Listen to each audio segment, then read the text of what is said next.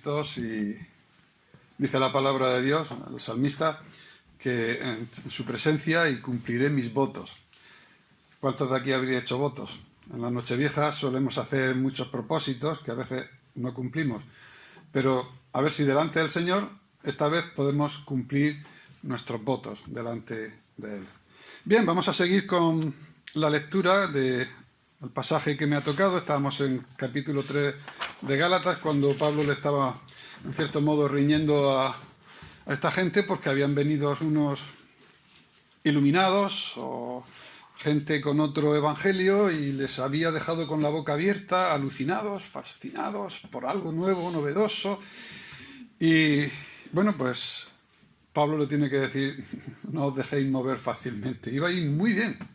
Y ahora pues han llegado unos doctos, que diríamos nosotros los judaizantes, que le estaban diciendo, sí, salvación por la fe, pero oye, hay que cumplir también con la ley de Moisés, que para eso la trajo Dios. Y muchas cosas, y había una enorme confusión. Fruto de esto, en el capítulo 15 de Hechos, o 14, no recuerdo muy bien, hay lo que se llama el primer concilio de la Iglesia. Se reúnen precisamente por este problema. Y Pablo y Pedro tuvieron que venir de tierras lejanas a reunirse en Jerusalén con Santiago, porque el problema estaba que ¿qué hacemos con estas iglesias que no son judíos y que le están obligando a circuncidarse, a guardar la ley y le están dando un peso encima que ni nosotros mismos, siendo judíos, somos capaces de llevar tantas leyes, guarda el día de reposo, guarda esto, no comas los otros, como para imponérselo a gente que no es judía. Entonces, esto fue tan importante que llegó a causar un revuelo y un primer concilio que se llama, de los apóstoles y de los ancianos en Jerusalén. Bueno, pues seguimos con esto. Judaizantes seguimos teniendo hoy día. Y lo digo bien, judaizantes, porque además quieren que se diga Joshua en vez de Jesús, como si a Dios o a nuestro Señor Jesucristo le importara el nombre que le llamamos. Yo he estado en varios sitios de varios idiomas y me han llamado distintos. Cuando estuve en un sitio me llamaban Abel, cuando estuve en otro me decían Apple, casi en Alemania, casi con una B tan fuerte que sonaba como una P, y yo respondía todo que sí, porque reconozco mi nombre, aunque me lo decían distinto. El Señor Jesucristo no te va a reñir porque no lo digas en original, pero hay gente que lo está imponiendo y están cantando canciones en hebreo, y están poniendo la banderita de Israel también en las congregaciones, y están animando a guardar el sábado, y conozco hermanos grandes y queridos que no sé por qué, cómo han caído en esto. Han sido fascinados, dejados con la boca abierta, con una especie de nuevo evangelio, como este sí que tiene el cuño verdadero, este sí que es la verdadera palabra, esta sí que es la verdadera interpretación, y entonces pues han dejado caer. Y conocemos hermanos queridos, y guardan el sábado, y dividen iglesias, por nuevos conceptos judaizantes. Ahora no hay que decir Espíritu Santo, sino Ruach HaKodesh. O no hay que decir esto y lo otro. En fin, hermanos, no os dejéis llevar, os digo como a los Gálatas, no os dejéis llevar por otro evangelio. No es que exista otro evangelio, es que se han inventado cosas que no son. Y aquí empezaban a decir que sí, que la herencia, la promesa que se recibió por fe también tuviera que depender de un pacto legal, como aseveraban los judaizantes. Entonces, lo que hubiera sido un pacto unilateral es unilateral, porque la ley vino 430 años después y vino por un mediador. Pero cuando se lo presentó a Abraham, no hubo un mediador. Y cuando se lo presentó a Adán, porque Adán fue el primero que le dijo de tu simiente, y aquí lo retoma el texto, después también recuerda lo de la simiente, se estaba hablando de la simiente, el Señor Jesucristo, el Mesías, que tendría que venir. Y eso fue dicho a Adán. O sea que estamos hablando de un pacto eterno, universal, desde el principio. Después han habido cosas por medio, que es lo que vamos a ver. No puede ser que se le añadan más cosas a lo que fue un pacto unilateral, porque si le añadimos cosas, lo estaríamos invalidando. Y como dice el versículo 15, que ya se leería en la anterior intervención, dice, hermano, hablo en términos humanos, un pacto, aunque sea de hombre, Una vez ratificado, nadie lo invalida. Y ahora habría que decir, y si es de Dios, menos todavía. No se pueden llevar las dos cosas, porque además son antagónicas. Si la promesa se recibe por fe, no le podemos añadir algo para que sea por pacto o sea por ley. Pablo niega que la ley tuviera parte alguna en el pacto fundamental. Entonces fue una añadidura, pero necesaria para nosotros, porque son principios antagónicos. Si leemos el último versículo que dejó el expositor, en este caso era Dani, en el 3:18 dice, porque si la herencia es por ley, ya no es por la promesa. Es decir, no caben las dos cosas juntas. Esto lo tenemos claro, ¿no? O sea, no puede ser compatible. No puede ser que vaya por fe y por ley. Pablo lo excluye. Antagónicas total. Entonces, surge la pregunta, y aquí empiezo yo en el versículo 19. ¿Para qué sirve la ley? Vamos a ver. Imagínate que Pablo tuviera un interlocutor delante, un escriba, un fariseo, alguien docto en la ley. Dice, entonces Pablo, si la ley no sirve para recibir la promesa ni para la justificación, ¿para qué sirve? ¿Se equivocó Dios entonces poniendo 430 años después una ley, una señora ley? Es que había muchísimas cosas, no era poco. Y Pablo le dijo, no se equivocó. Porque el escriba le diría, oye, que fue traída por Dios, y nada menos que el intermediario era Moisés, y dada por los ángeles, por mano de los ángeles. Esto tiene que tener muchísima importancia, porque si no, Dios, ¿para qué hizo esa introducción en el mundo de la ley de esa manera tan espectacular, con rayos y truenos allí en el monte Sinaí? Tiene que tener alguna importancia, o si no. Y lo que dice el versículo 19, dice, fue añadida a causa de las transgresiones, para que viniese la simiente, hasta que viniese la simiente, a quien fue hecha la promesa. Bueno, pues entonces estamos hablando de algo que es transitorio y parece ser necesario. No formaba parte del pacto básico. Si nosotros leemos en el capítulo 12 de Génesis, cuando empieza a hablarle, sal de tu tierra, de tu parentela, yo te bendeciré, y todo. En el 15 es donde hace la confirmación, vuelve a hacerlo, y después más o menos por el 22, cuando ya él va a sacrificar a su hijo, y en ese acto de obediencia tan grande que tiene hacia Dios, de que está dispuesto a sacrificar a su hijo, entonces ahí es cuando lo rubrica la promesa, y en ti serán benditas todas las naciones, y todo eso. Bueno. Pero ahí no se dice nada absolutamente de lo que vino después. Me guardará el séptimo día, no comerás esto, en fin, todas estas cosas, que es la ley que está en el libro del Levítico, aquí no aparece. Luego, no tiene que formar parte de la promesa. Entonces, ¿cuál es su función? Ya sabemos que es añadida, que es transitoria, y que sería transitoria hasta el momento en que viniera la simiente. Pongamos aquí simiente en mayúscula, que se refiere al Señor Jesucristo. Pero el mismo Pablo, en Romanos 5:20, dice, pero la ley se introdujo para que el pecado abundase. Vamos a cambiar la palabra abundase y vamos a poner destacase. Es decir, para que el pecado destacase. Mas cuando abundó el pecado, sobreabundó la gracia. Vamos, en vez de poner sobreabundó, se hizo ver más la gracia. Es decir, que la ley tiene una función: decirte que eso está mal. Y lo que antes a ti no te parecía, esto ahora te das cuenta. Eso es sobreabundar el pecado. Y ahora cuando tú dices, y a pesar de todo, Dios me quiere y me perdona, entonces veo mucho más la gracia. Eso es sobreabundar la gracia. Donde se vio más el pecado, aún más se vio la gracia. Y en Romanos capítulo 7, versículo 7 dice, yo no conocí, dice Pablo, el pecado, sino por la ley. Y yo no sabía lo que era la codicia hasta que la ley dijo, no codiciarás. Aquí me doy cuenta. Hay cosas, hermanos, que nosotros puede ser que las veamos bien, no las veamos muy mal. Pero cuando el Espíritu Santo y la palabra de Dios te dice, eso está mal, entonces dices, he pecado. Mirad, todo el mundo conoce la historia de David y el profeta Natán, ¿verdad?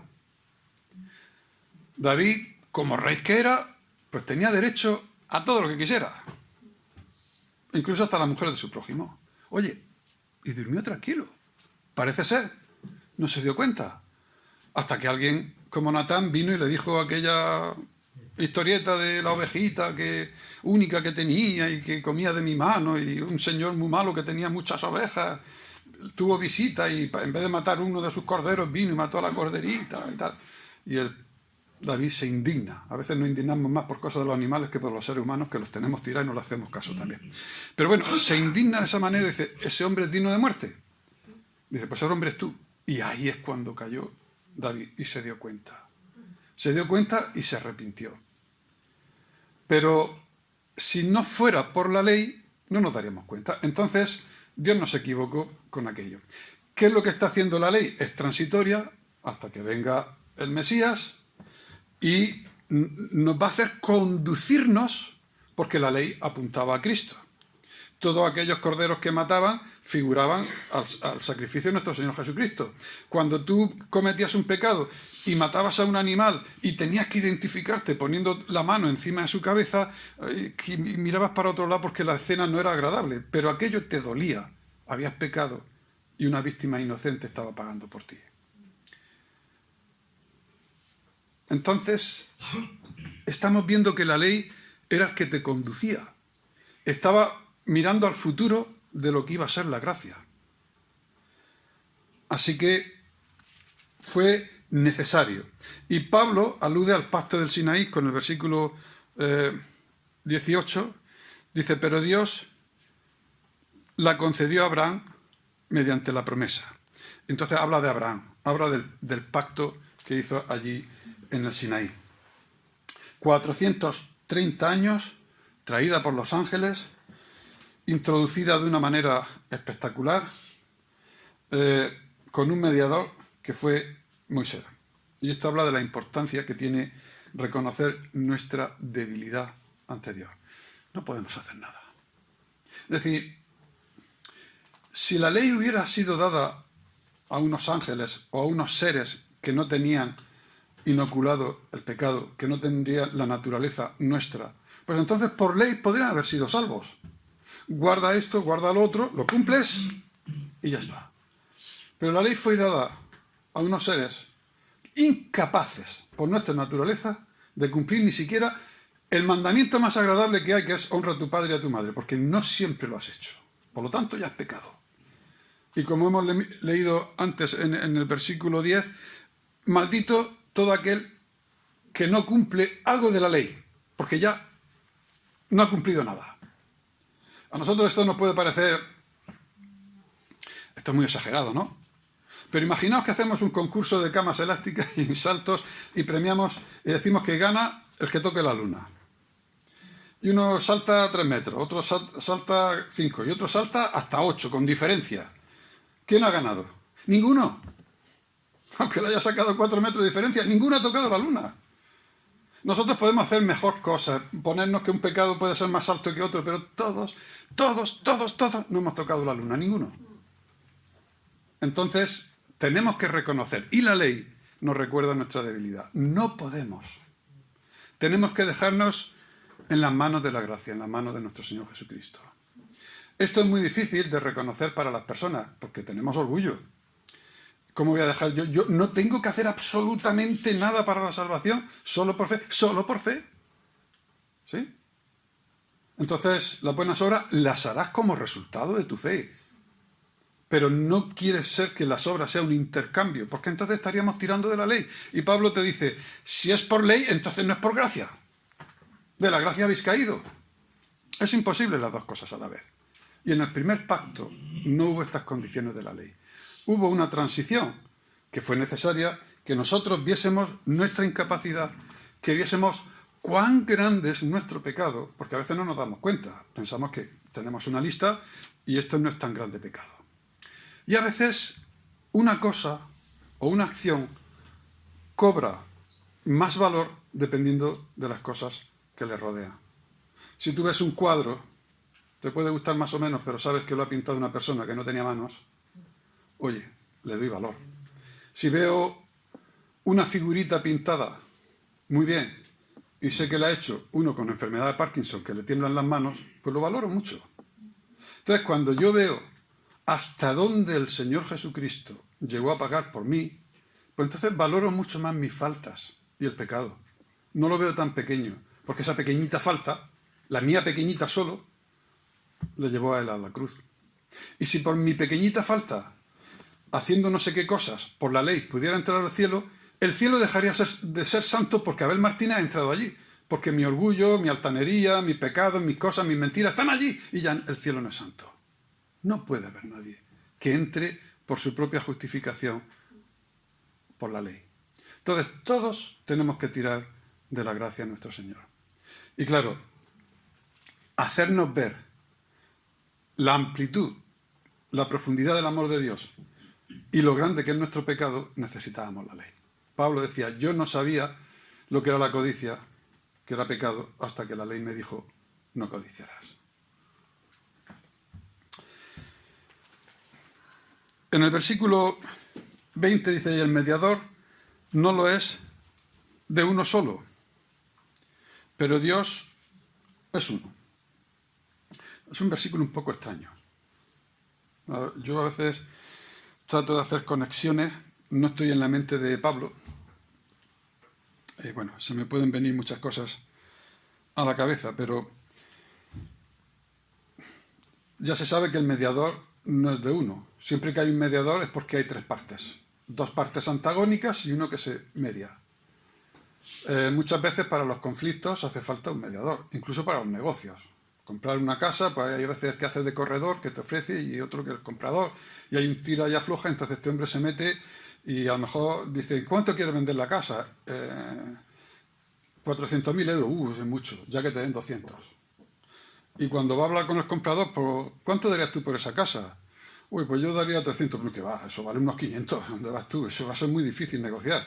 Y cuando llega y le pone el precio de 350, todo el mundo contento, en las dos partes. ¿Quién puede hacer eso entre Dios y el hombre? A ver, Dios es el ofendido, el hombre es el pecador. Dios no puede mediar porque Dios no ha pecado. El hombre no tiene capacidad porque no es Dios. Entonces nos acordamos todos de 1 Timoteo 2:5, porque hay un solo Dios y un solo mediador entre los hombres, Jesucristo hombre. ¿Cómo es posible que en este pacto solamente hubiera Dios y el hombre? Dice hasta que viniese la simiente. Esa simiente sería mediador, pero ¿cómo puede hacer él mismo de mediador y él mismo de hombre? Pues teológicamente hay belleza en la teología. Cuando se estudia la palabra de Dios desde el punto de teólogo, tiene su belleza. ¿De qué manera se podría conjuntar, además de ser bello, hermoso, en la figura de nuestro Señor Jesucristo? Él es todo Dios y perfecto hombre. Y siendo hombre nunca utilizó su deidad para salvaguardar su humanidad. No dijo, tengo sed, pero se me ha ido la sed, soy Dios. Me clavan un clavo, no me duele, soy Dios. Fue demoledor, como aquí ha leído el hermano también Isaías, afligido, angustiado, todo, traicionado, todo. O sea que sabe de la parte de hombre, sabe todo. No puede decir, como es Dios, no sabe lo que yo sufro, porque claro, Él es Dios, Él está arriba y yo no. Sabe lo que sufre porque tiene la fibra sensible que tú tienes y sabe la grandeza de Dios, sabe lo que es la santidad del Padre. Y entonces yo en la Trinidad veo el ejemplo perfecto de la salvación. Quien queda como juez inaccesible, grandioso, temible, habitando en luz, es el Padre. Quien se ofrece como mediador, porque el hombre no puede ni acercarse, porque la santidad de Dios no lo tolera, porque yo llevo pecado, no me puedo acercar a Él, es alguien que haya pagado por mí. Y el que paga es nuestro Señor Jesucristo. Pero todo esto no sería posible, porque yo soy un ser racional, pero no tengo a Dios en mi corazón, si el Espíritu Santo no me toca. Entonces me hace ver la gran necesidad y el estado en el que yo estoy. Y la cooperación de los tres es lo que nos lleva a la salvación. A esta conclusión llegué yo hace muchos años, pero después la leí que un señor del 100 y pico, llamado Orígenes, también lo dijo. Y lo leí una noche, oye, me dio mucha alegría pensar que había coincidido con alguien que entendía el griego en el año 130, que todavía se oían los ecos de Jesucristo, porque los abuelos todavía hablaban de él. Es decir, es así. Y aquí lo que vemos es que dice, y el mediador no lo es de uno solo, pero Dios es uno. Y siendo uno, hizo una triple partición, no lo entendemos, pero para poder salvarnos. Y una parte de Dios, el verbo, la parte de acción, la que se ve, fue la que asumió el cuerpo, que hemos celebrado con los símbolos de pan y el vino. Pasó por todo esto y lo llevó a la cruz y él pagó. Entonces hay ahí una justicia, pero entonces ¿la ley qué hace? Oye, señores,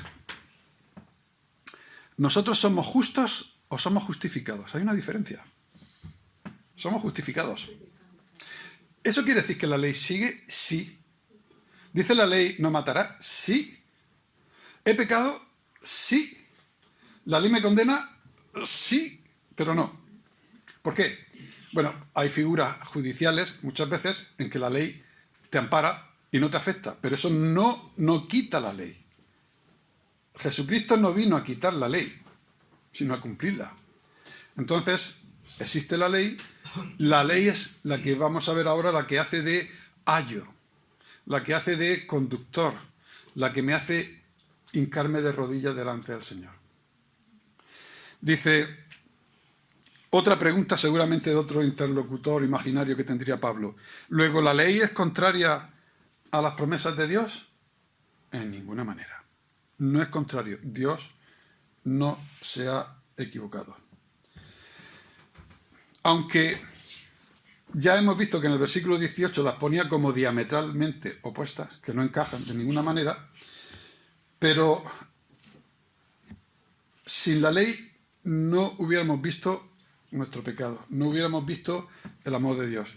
Y luego, aunque la ley existe, en Colosenses 2:14 nos dice que el Señor Jesucristo la tomó y la clavó en la cruz. Y despojó la capacidad que tenía esa ley que no era contraria. Esos legajos, esos escritos que nos acusaban, porque está escrito y nos dice, Él la cumplió. Y por lo tanto, es papel roto, no vale. Vamos a ver. Tienes una multa de tráfico. No puedes pagarla, estás en más situación. Yo me saco mi cartera y la pago por ti. Después te viene y te dice, ¿tienes que pagar la multa? Y te dice, no, está pagada. No, es que la ha pagado el otro, la tiene que pagar usted. ¿Qué más me da? La multa está rota. O tienes una factura en cierto sitio y otra persona la paga y la factura está rota. Alguien pagó por nosotros, pero la ley se ha cumplido. Alguien pagó la factura.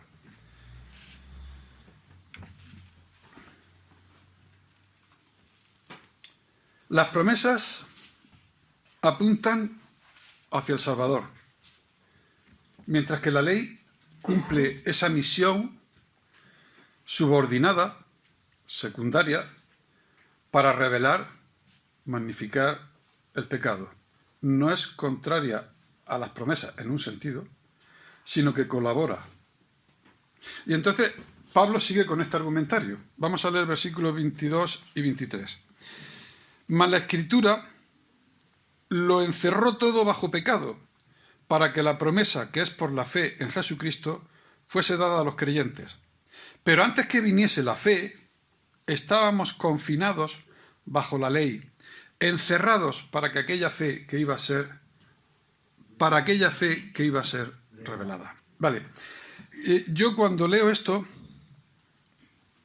veo el término encerró, veo estamos confinados, parece que está hablando como de cárcel, ¿no?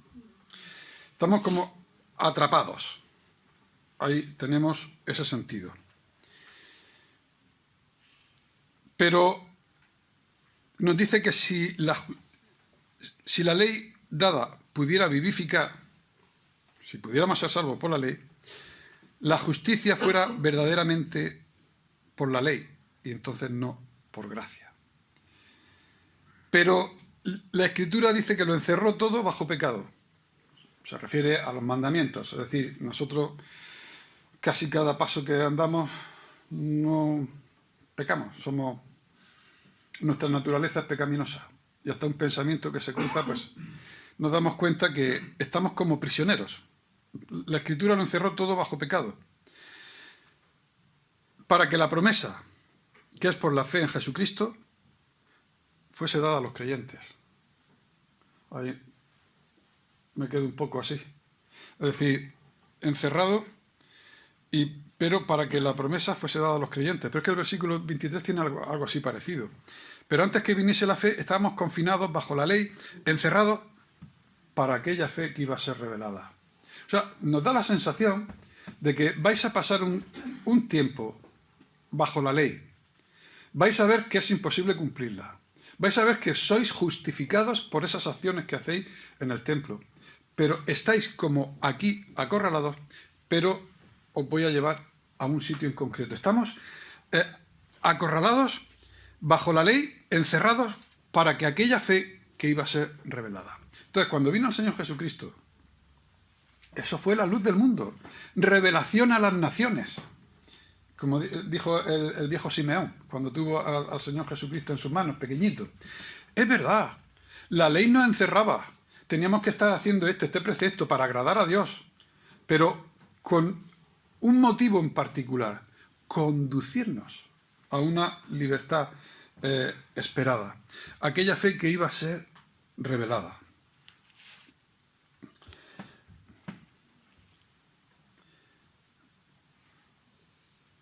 Aquella fe que iba a ser revelada nos recuerda el texto este del primer capítulo de Pedro, que es tan bonito, 1 Pedro de 3 en adelante, pero que en el versículo, vamos a leerlo a mí, 1 de Pedro, vamos a movernos la escritura. 1 de Pedro, capítulo 1, cuando dice: bendito sea el Dios y Padre nuestro Señor Jesucristo, que según su grande misericordia nos hizo renacer para una esperanza viva, por la resurrección de Jesucristo de los muertos, para una herencia incorruptible, incontaminada, inmarcesible, reservada en los cielos para vosotros. Y ahora el versículo 5, ¿lo tenemos ya? Pues dice que sois guardados por el poder de Dios mediante la fe para alcanzar la salvación que está preparada para ser manifestada en tiempo postrero. Bien, todas estas cosas todavía no había venido la simiente. No sabían mucho, como después nosotros sabemos, porque si vemos que la primera carta de Pedro habla mucho de la revelación, algo que todavía no sabíamos, pero que cuando Cristo vino ya lo entendimos, esa luz que nosotros esperábamos. Si nos vamos al capítulo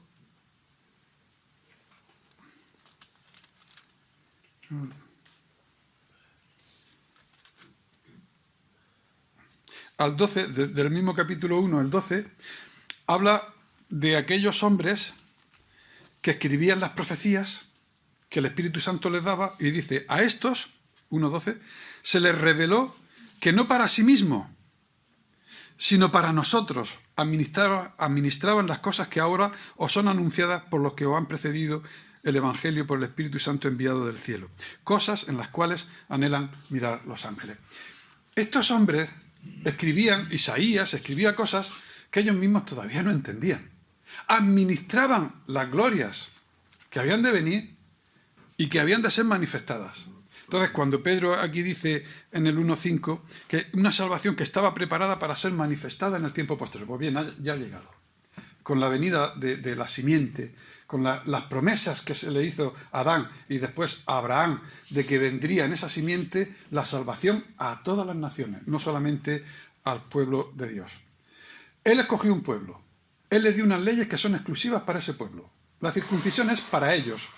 Y yo diría que aunque son creyentes, todavía tienen que circuncidarse porque era la señal de su pueblo. Dios sigue teniendo a ese pueblo escogido. Ahora, espiritualizando el Israel actual en la Iglesia. Y nosotros asumimos esas mismas promesas de Abraham, que han llegado a todas las naciones. Todo esto ya está cumplido. Pasamos al versículo 24, donde nos habla de una figura que es el ayo. Dice, de manera que la ley ha sido nuestro ayo para llevarnos a Cristo, a fin de que fuésemos justificados por la fe. Pero venida la fe, ya no estamos bajo el ayo. El ayo es en griego pone peidagogos. O sea, a nosotros nos suena como maestro, pero es el instructor. La figura que había de un esclavo muy culto que llevaba y traía al heredero, al hijo de los patricios, y le ayudaba en sus tareas. Hoy diríamos en la universidad un tutor, ¿no? Una especie así de... pero aquí lo pone como el ayo, porque es una figura que todavía en nuestro castellano antiguo nos sonaba como aquellos de los sirvientes que se encargaban de la educación de nuestros niños. Entonces, hablando del ayo, dice que la ley es ese ayo. Es decir, que te conduce, te coge de la manito y te dice, mira, este es el camino que tienes que seguir y no hay otro. Este es el que te lleva al Señor Jesucristo. Y aunque Pablo te dice que el fin de la ley es Cristo, nosotros... aquí dice, de manera que la ley ha sido nuestro ayo para llevarnos a Cristo a fin de que fuésemos justificados por la fe. Y en otro pasaje del mismo Pablo, te dice que el fin de la ley es Cristo. Eso lo había oído muchas veces, ¿verdad? Algunas veces mal dicho, porque algunos que quieren decir que se saltan toda la ley a la torera, dice que una vez venido Cristo la ley se acabó. Vale, en castellano puede sonar así, pero en griego la palabra que aquí hay fin, una es telos, que es final, y otra es finalidad. En este caso no significa ¡pum!, telos, se acabó, sino que aquí quizá la mejor traducción sería y la finalidad de la ley es Cristo. No quiere decir que Cristo vino a cortar la ley, eso sería contrario a las mismas palabras del Señor Jesucristo, que dijo que yo he venido a cumplirla y amplificarla. Oísteis que fue dicho, mas yo os digo, la amplificó. Y otra figura que utiliza después del ayo, en el versículo, la que hemos visto un poco era la del, voy a decirlo así, el carcelero. Una ley que te indica cuán miserable es, que es el carcelero. Estamos bajo la ley, estamos, como hemos dicho aquí, confinados, encerrados, y esta figura que utiliza Pablo ahora es lo contrario, es la del ayo, la que te lleva. Y luego dice, versículo 27, porque todos los que habéis sido bautizados en Cristo, de Cristo estáis revestidos. Digamos que el ayo ahora venido se retira, ya ha dicho que no es necesario, el carcelero también, y ahora nos dice que somos herederos, los hijos. Es decir, estamos revestidos en Cristo. Mi comparecencia delante de Dios ya no aparece como Abel Martínez o como José Fernández. Aparecemos revestidos de Cristo. Dios no nos puede rechazar a pesar de nuestro pecado porque estamos revestidos de Cristo. Él no ve nuestro pecado. Él ve la muerte de su Hijo en la cruz por nosotros. Él ve el pago. Él ve que han roto los decretos que no eran contrarios porque Él los clavó en la cruz. Ahora ya no somos el hijo menor que va acompañado por el ayo, no somos los oprimidos por el carcelero, ahora somos hijos con pleno derecho. Y es cuando dice ya no hay judío ni griego, ya no hay Abel o José Luis, o yo tengo esto, tú tienes menos. No hay ni hombre ni mujer. No hay ni distinción de raza. No hay nada. Somos plenamente hijos de Dios revestidos. Ya no estamos bajo la observación de la ley. Ahora estamos siendo los linaje, como hemos cantado, sacerdocio real, linaje escogido, alguien muy precioso, por la cual nuestro Señor Jesucristo dio su vida por nosotros. Y acabamos.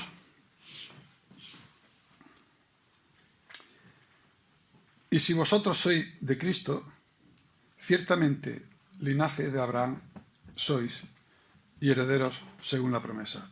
Esto está escrito a los Gálatas, no está escrito a judíos.